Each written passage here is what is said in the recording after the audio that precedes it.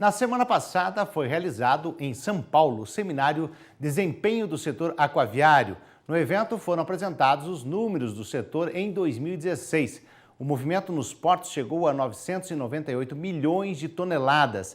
No Arco Norte, os números foram positivos para soja e milho. E quem vai explicar com detalhes esses dados para você é a assessora técnica da CNA, Elisângela Lopes, que está aqui com a gente. Bom dia, seja bem-vinda. Bom dia, Marcelo, tudo bem? Para quem pensa que infraestrutura e logística é só notícia ruim, hoje eu trouxe pelo menos 3 boas novas. Opa, vamos lá. As informações apresentadas durante o seminário são do Anuário Estatístico da Agência Nacional de Transportes Aquaviários, é isso? Isso mesmo. O evento ele aconteceu na semana passada na Fiesp, em São Paulo, e a Agência Nacional de Transportes Aquaviários, a ANTAQ, ela trouxe os dados mais novos do setor aquaviário. Isso não é muito comum a nível de governo. Geralmente os dados são de 3, 4 anos passados. E ela trouxe o dado de 2016 já agora em fevereiro. É muito importante para a tomada de decisões estratégicas, principalmente quais ações que o produtor ele deve tomar para escoar os seus produtos do agronegócio. Isso é importante, agilidade. Agora vamos começar pela movimentação da soja nos portos brasileiros. Quais são então os números dos últimos 6 anos? Então, eu trouxe os números aqui na tela, o que mostra, eu trouxe 2 exemplos. O evento ele durou o dia todo.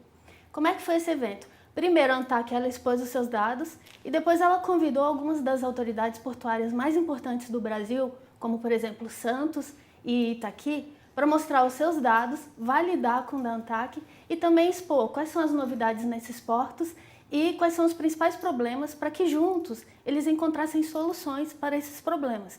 Então aqui eu trouxe, por exemplo, o desempenho do setor aquaviário no Arco Norte. Só para entender, o Arco Norte aqui tem o mapa do Brasil mostrando quais são os portos que compreendem o Arco Norte. Então nós temos aqui os portos situados na Bahia, de Ilhéus. Então ele segue esse desenho como se fosse um arco e chega até Porto Velho. Aqui vem mostrando qual foi o desempenho da soja de 2011 a 2016. Como a gente pode ver, houve um aumento de 88,5% na movimentação por esses portos.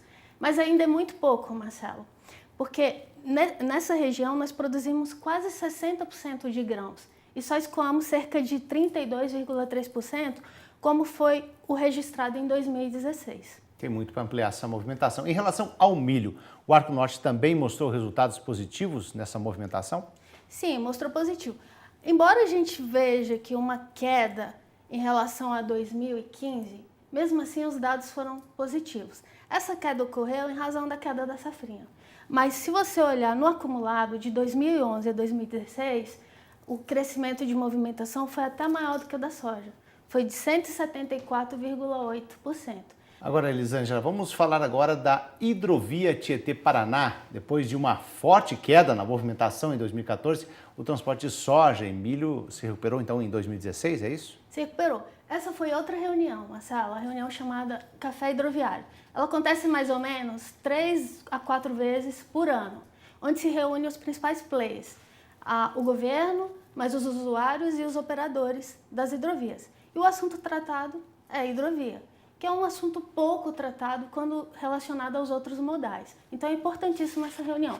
Ela aconteceu no Porto de Santos e o principal assunto foi a hidrovia do Tietê-Paraná. Por quê? Porque em 2013 ela parou a sua movimentação. A gente movimentava produtos do agronegócio 6,5 milhões de toneladas.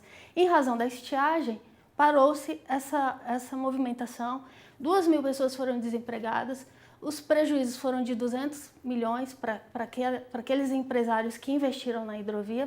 Então, a notícia é que ela retomou. Em 2015, ela já houve uma retomada, a gente pode ver aqui no gráfico. E em 2016, por exemplo, para a soja e o milho, foram movimentados 1,6 milhões de toneladas. E a boa notícia nessa parte é que o governo ele já sinalizou que vai fazer a licitação do canal, cerca de 10 quilômetros, onde vai ser feito um derrocamento, vai ampliar esse canal em 2,4 metros e assim evitar que em casos de estiagem se pare a movimentação. Como aconteceu de 2013 até 2015, foram 20 meses paralisados. Agora, você realizou também uma visita técnica a um terminal portuário, é isso? Isso. Então, finalizando essa reunião do primeiro Café hidroviário, nós seguimos para conhecer um terminal que chama Tiplan, lá em Santos também, é um terminal novíssimo, está com 95% das suas obras concluídas. Aqui a gente tem uma foto dele mostrando aqui o berço, são 4 berços para movimentação de fertilizantes, de açúcar e de grãos. Aqui na foto temos só um berço porque é bem extenso. E atrás nós temos ali os armazéns que serão utilizados para soja, milho, grãos e o açúcar. São 3 armazéns destinados para grãos e um para açúcar, mas um deles eles chamam de armazém flex, que também poderá, quando não tiver grãos para ser movimentado, poderá se utilizar o açúcar também. E a previsão desse terminal é uma capacidade de movimentação de 14,5 milhões de toneladas ano. Como está distribuído aqui, são 4,5 milhões de toneladas de açúcar, 5 milhões de toneladas de grãos e 5 milhões de toneladas de fertilizante. E é interessante falar aqui porque, embora esse terminal, que é operado pela VLI, ele esteja situado no Porto de Santos, e a nossa prioridade hoje é a instalação em portos do norte, é super importante essa instalação no Porto de Santos, porque ela vai promover a competitividade e reduzir os custos de transporte. Tá certo, eu agradeço a participação da assessora técnica da CNA, Elisângela Lopes. Muito obrigado, tenha um bom dia. Um bom dia, Marcelo.